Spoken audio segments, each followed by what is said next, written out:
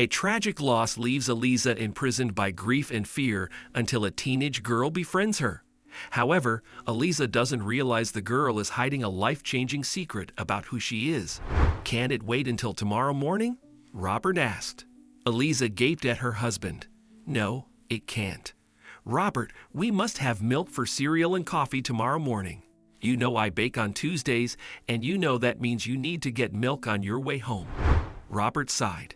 He was tired from a long day at work and had been looking forward to relaxing at home. One look at Eliza's face told him there'd be no peace if he didn't go back for the milk. Well, the sooner he left, the sooner he'd return. The shop was close by, so he didn't bother to wear his jacket despite the fog lingering in the darkness outside. Robert loved his wife very much, but he wished she wasn't so rigid about her routines and schedules at times like these.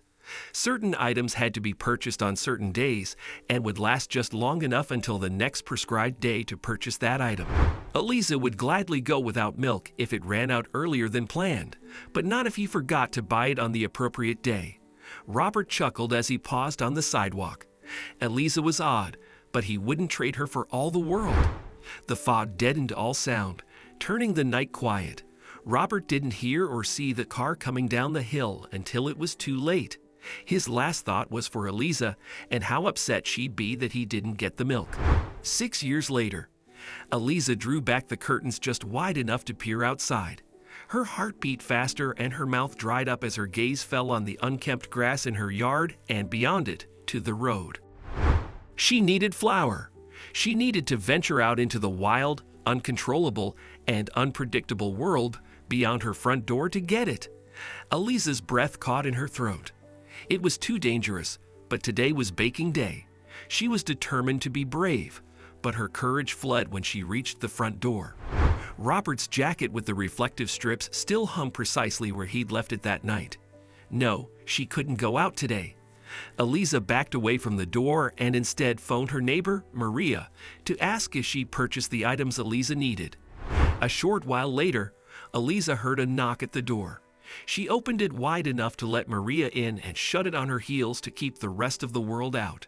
"You know I'm happy to help you out, Eliza, but this can't carry on much longer." Maria carried the grocery bags to the kitchen and set them on the counter. "It's been months since you last went out. I'm very worried about you." Before we continue, please take some time to subscribe to Dailydose, like and share this video with your friends. It might brighten their day and inspire them to do good. Also keep watching because an important lesson awaits at the end of the video. "I started to go out, but too many things can go wrong out there," Eliza said. "Too many chaotic and negligent people that make things go wrong." Maria frowned and rubbed the older woman's arm. "I understand that you're scared, but what happened to Robert was an accident. It was negligence." Eliza snapped. "I don't care what the court says. That man should be in prison for reckless driving, not sitting at home, scot-free." Maria sighed. "You still can't stay shut up in your house forever, Eliza. Something has to change. Maybe we can go shopping together next time?" Eliza nodded, even though the mere mention of shopping had set her heart racing again. Maria was wrong. Eliza wasn't scared to go outside. She was petrified. Maria left soon afterward, and Eliza began baking. She was busy kneading the dough when she heard another knock at the door. Eliza wasn't expecting anyone, but she washed her hands and went to the door. Nobody was there. Eliza opened the door a crack and noted a shopping bag on her front step. Maria had already given her all the items she had asked for, so what could this be? Maria grabbed the handle on the bag and pulled it through the door. Inside, she found a jar of jelly and a bag of apples. None of it was stuff Eliza regularly asked Maria to buy. She phoned her neighbor to ask about the package, but Maria denied leaving it for Eliza. There was another package a few days later and another the week after. Maria still insisted it wasn't her doing, so Eliza determined to find out who was leaving food at her door.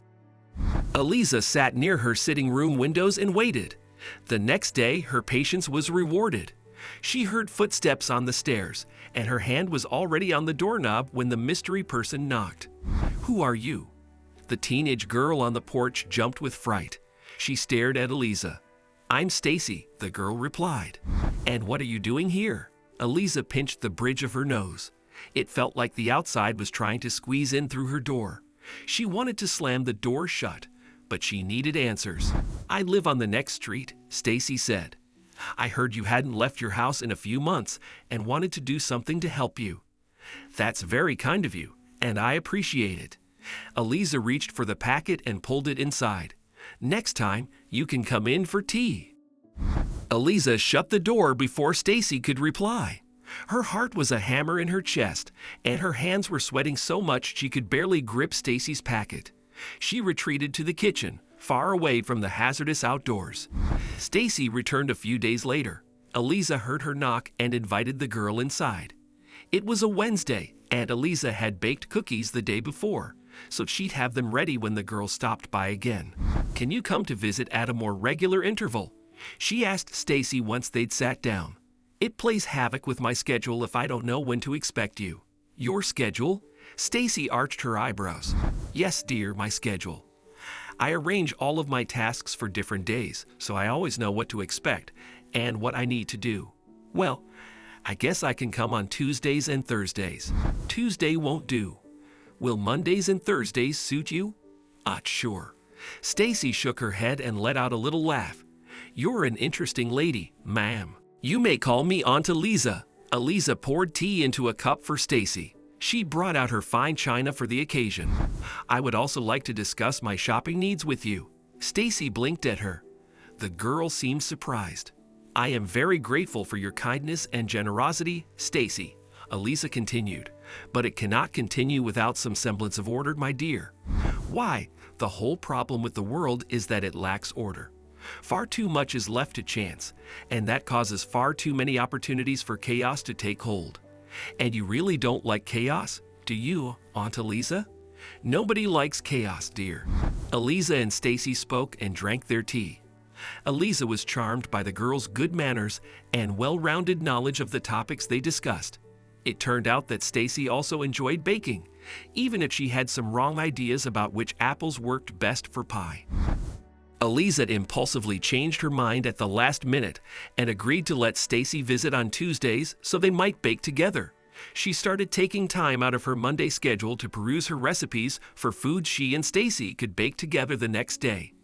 Although she didn't notice it initially, Eliza slowly started to benefit more from Stacy's visits. She opened the door a little wider each time she let Stacy inside. On Tuesdays, Stacy sometimes stayed late to take home some of the baked goods they'd made together, and Eliza would watch from the door until Stacy was out of sight to ensure her safety. One day, they'd made bagels and finished the last batch when Stacy's phone rang. Stacy was removing the bagels from the oven, so Eliza lifted her phone to answer. When she saw the image on the caller ID, she nearly dropped the phone. What is the meaning of this? Eliza demanded. Why is my husband's killer calling you? Stacy hurriedly set the bagels down and grabbed her phone. She ended the call. I can explain, Aunt Eliza. I expect you to. That's my dad. Stacy bit her lip. My dad has always blamed himself for what happened with your husband. It ate him up inside, so my mom and I urged him to find out if you were doing okay. Stacy hung her head. When we found out that you didn't leave your house anymore, we decided as a family that we wanted to do everything we could to help you. My dad was certain you wouldn't want his help if you saw him, so I volunteered to deliver the food parcels to you instead. Your daddy was right. I don't need your help, and I don't want it. You lied to me, Stacy. You've brought chaos into my house, and I'll thank you to take it away with you. Please, Auntie Eliza, don't be mad. Stacy pressed her hands together. Don't make me go away. I love visiting you. I'm sure it gives you a certain pleasure to mock me by coming into my house under false pretenses, but I will not be the butt of this joke anymore. Eliza showed Stacy to the door. Fine, Stacy snapped as Eliza pushed her out through the front door. If you really think so low of me to believe this has all been a sick joke to me, then I don't want to visit you anymore. Stacy put in her earbuds and jogged down the steps. It was dark and foggy outside. Eliza stood in the doorway, paralyzed by fear as the weather brought back dark memories of the night Robert died. Her dear, sweet Robert. Deep down, Eliza knew it was her fault he died, as he never would have gone out again if she hadn't insisted he buys milk. Tears ran down her cheeks. They blurred her vision as she watched Stacy step off the sidewalk and onto the road. The fog atop the hill glowed gold for a moment as a car approached them. Eliza looked on as Stacy, near the middle of the road now, slipped and fell. Eliza grabbed Robert's jacket. She waved it over her head as she ran toward the road. As Eliza drew close to where Stacy fell, the car headlights appeared through the fog. For a moment, Eliza thought it was all over. She would meet her end now, just as Robert met his, and Stacy would perish with her. It was ironic.